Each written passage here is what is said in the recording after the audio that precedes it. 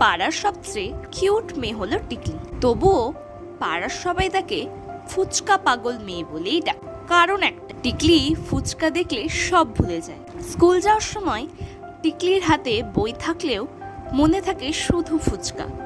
একদিন স্কুলের ম্যাম টিকলিকে জিজ্ঞেস করলেন, বলো তো টিকলি, ভারতের রাজধানীর নাম কি? টিকলি দাঁড়িয়ে বলল, ফুচকা। ক্লাসের সকলে হেসে উঠল। টিকলি বলল, কেন? দিল্লিতে যদি সেরা ফুচকা পাওয়া যায় তবে তার নাম তো ফুচকা নগরী হবে। ক্লাসের টিচার কপাল চাপড়াতে লাগে। একদিন স্কুলে বিজ্ঞান মেলা হলো। টিকলি একটা ফুচকা মেশিন বানিয়ে আনল।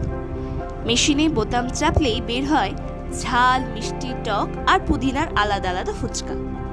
জাজরা দেখে অবাক। এক জাজ বললেন, এ আবার কে রে? টিকলি হেসে বলল, এটা ফুচকার ফিউচার। এই মেশিনেই আমি ফুচকা খেয়ে বড় হব, বিয়ে করব আর বরের মুখে প্রথম ফুচকা তুলে দেব। সবাই হেসে গড়িয়ে পড়ল। তার মা বলে, আরে হ্যাঁ, ও তো বলেছে বরের চেহারা যেমন হোক, শুধু যেন ফুচকা ভালো খায়। একদিন টিকলি স্কুল থেকে সরাসরি ফুচকার দোকানে গিয়ে বলল, কাকু 1 প্লেট দাও। না না, 5 প্লেট। পড়ার চাপ অনেক। দোকানদার বলল, তোকে দেখে মনে হচ্ছে তুই পরীক্ষায় ফুচকা বিজ্ঞান দিচ্ছিস।